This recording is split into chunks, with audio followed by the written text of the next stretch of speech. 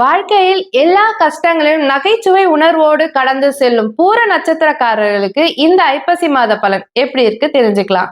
பூர நட்சத்திரக்காரங்களை பார்த்தீங்கன்னா எப்பொழுதும் தன்னை சுத்தி இருக்கிறவங்க கலகலப்பா வச்சிருப்பாங்க. எப்போதும் பூர நட்சத்திரக்காரங்களை சுத்தி இருக்கிறவங்க பார்த்தீங்கன்னா ஒரு ஒரு எப்படி ஒரு ஹாப்பி மைண்ட் செட்டோட தான் இருப்பாங்க. நல்ல சாப்பாடு கிடைச்சிரும். பூர நட்சத்திரக்காரங்க வச்சுக்கோங்க, உங்களை சுத்தி இருக்க நல்ல வெரைட்டியா ஃபுட் வாங்கி கொடுப்பாங்க. ரொம்ப டேஸ்டி ஃபுட்டை விரும்பி சாப்பிடுவாங்க.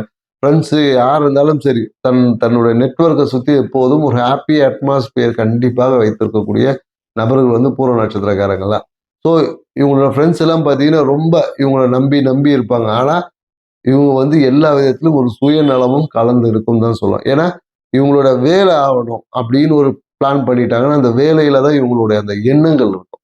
ஸோ அந்த வேலையை எப்படியாவது முடிக்கிறது, எப்படியாவது இவங்களை வச்சு சக்ஸஸ் பண்ணும் எப்படி என்பது அடுத்தவர்களை ஈஸியாக வசீகரம் செய்யக்கூடிய ஆற்றல் இந்த பூர நட்சத்திரக்காரங்க இயற்கையாகவே இருக்கும்.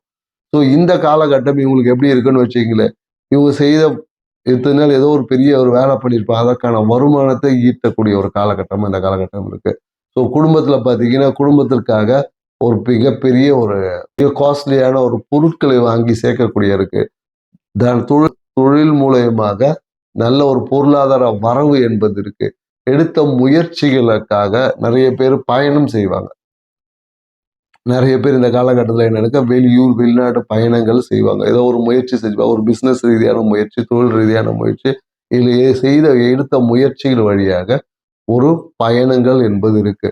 நிறைய ஃப்ரெண்ட்ஸோட சேர்ந்து இந்த காலகட்டத்தில் சுற்றுறதுக்கு வாய்ப்பு இருக்கு. ஃப்ரெண்ட்ஸோட சேர்ந்து டூர் போறது, இந்த மாதிரியான வாய்ப்புகளும் பூர நட்சத்திரக்காரங்கள் இந்த காலத்தில் எது எப்படி செய்தாலும் சரி, பெண்கள் விஷயத்துல கொஞ்சம் கவனமா இருக்கணும். அதே போல என்னன்னாக்கா கையில் இருக்கக்கூடிய அந்த லக்ஸரியஸ் பொருட்களிலும் கொஞ்சம் கவனம் தேவை.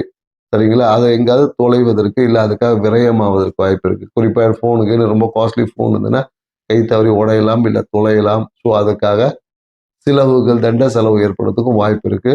ஸோ ஆசையை அளவோடு இருந்தால் அது மகிழ்ச்சியை கொடுக்கும். அதே போலதான் நம்மளுடைய எல்லா என்ஜாய்மெண்ட்டும் அளவோடு இருந்தால் உங்கள் வாழ்க்கையில் மகிழ்ச்சியால் அலங்கரிக்கும் என்பதை புரிஞ்சுக்கிட்டீங்கன்னா உங்க வாழ்க்கை எப்பொழுதும் நீங்க ஆசைப்பட்ட மாதிரியே இருக்கும்.